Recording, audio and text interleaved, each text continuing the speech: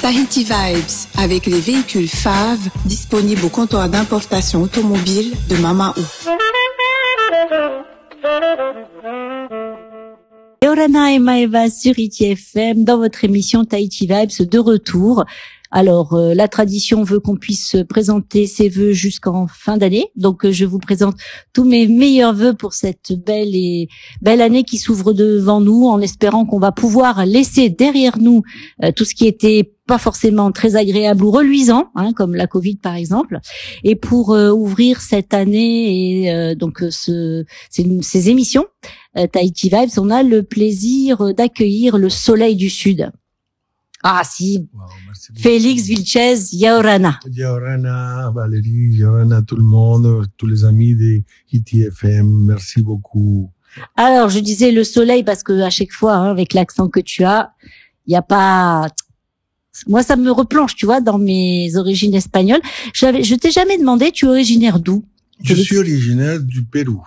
Pérou, très beau pays. J'ai une très bonne amie qui est originaire de là-bas. Ah oui. C'est un beau pays, me dit-elle. Si, c'est un beau pays. C'est un pays très... Maintenant, il est un petit peu bouleversé avec des événements politiques. Mais bon, on est habitué à ça depuis longtemps. Mais c'est un beau pays, très mystérieux. Il a une histoire très ancienne. Et si on parle par rapport à la Polynésie, il a eu des contacts, il a plusieurs mots qui sont les mêmes, il a des histoires mythiques anciennes, si on a quelqu'un qui aime les extraterrestres, bon, il existe des pistes d'atterrissage, de barques anciennes, enfin, Pérou c'est un pays vraiment très, très initiatique même. Ouais. Alors, est-ce que justement, tes origines, ça nourrit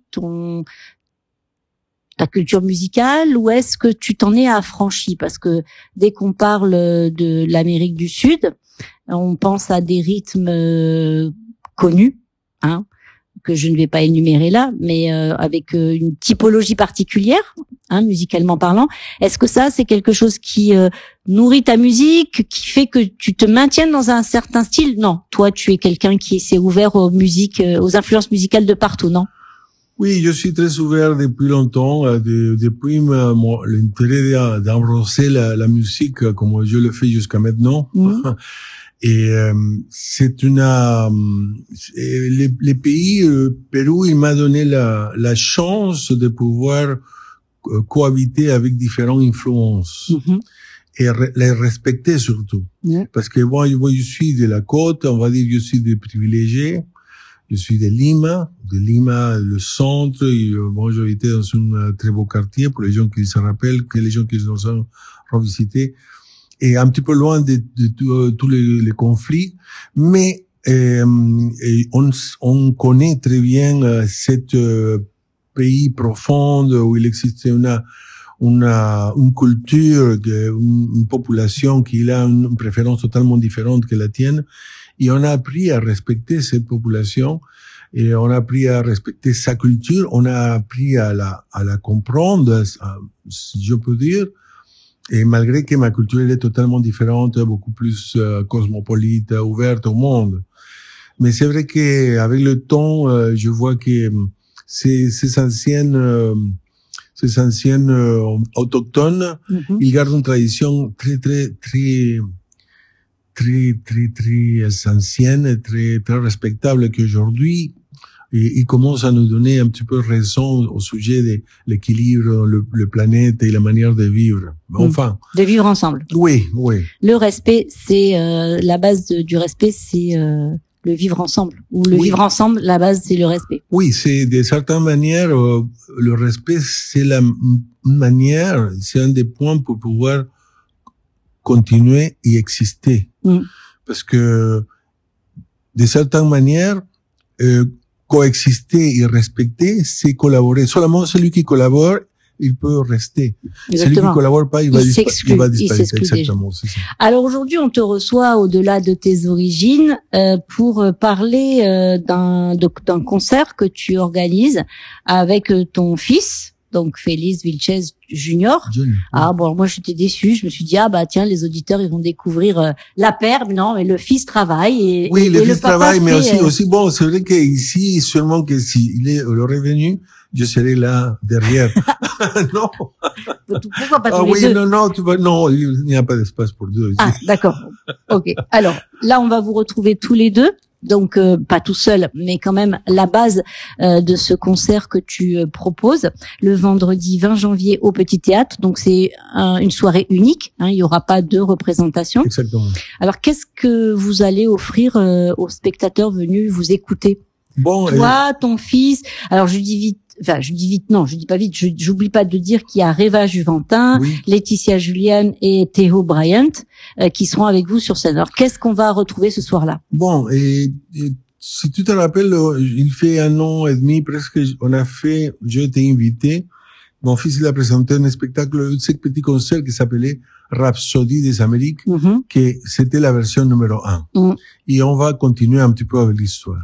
Et on va parler un petit peu d'autres choses que c'est complémentaire. Bon, tu sais, il a des influences, toujours à cette époque, c'est les débuts des années 20, du 20e siècle, que l'influence musicale plus importante, c'était la musique européenne. D'accord. Et alors, et avec cette époque, encore les genres musicaux n'étaient pas encore trop définis. Et alors c'est comme ça qu'on écoute des fois des rythmes, parce qu'il existe des enregistrements qui sont présentés comme jazz, mais c'était jazz, ça sonne un petit peu comme un tango, ou ça sonne comme la musique latino-américaine de rythme. C'est-à-dire, les choses, ils n'étaient pas encore claires, les accentuations.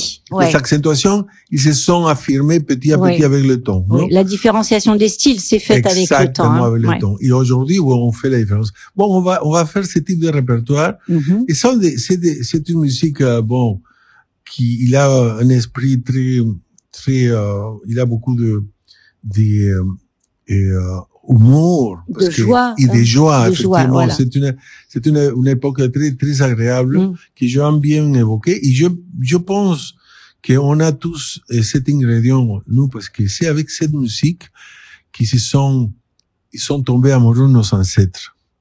Et nos grands-pères ou nos arrière-grands-pères. Alors, on a dans notre ADN un petit peu ça.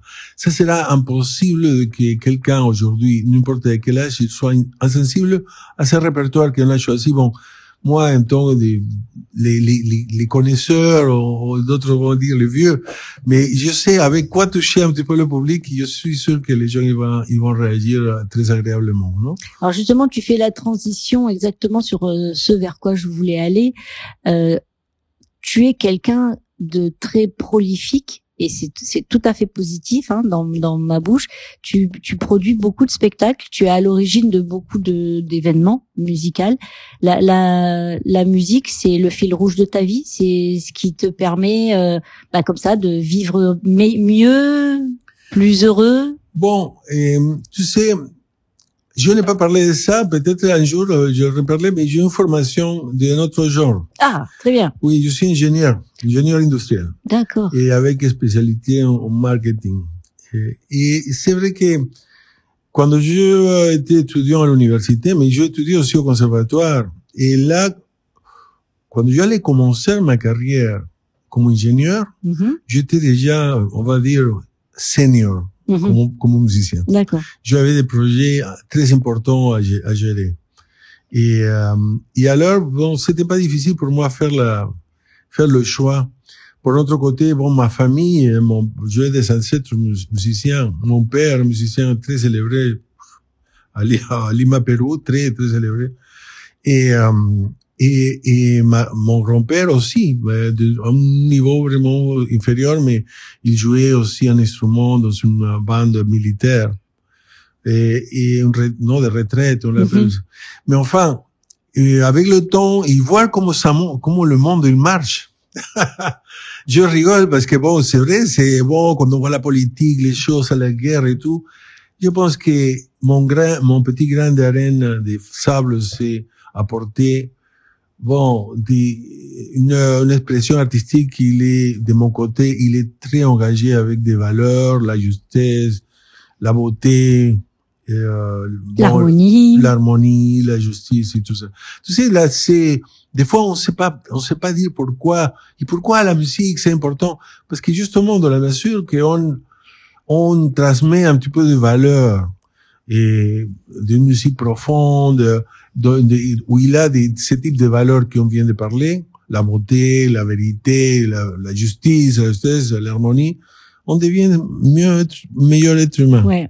Et bon, j'ai décidé de faire ça sans aucun, on va dire, regret, sans aucun regret. Oui, c'est sans ça. aucun regret. Ok. Alors justement, donc on va revenir à vendredi 20 janvier au Petit Théâtre. Ça commence à quelle heure? Ça commence à 19h30. D'accord.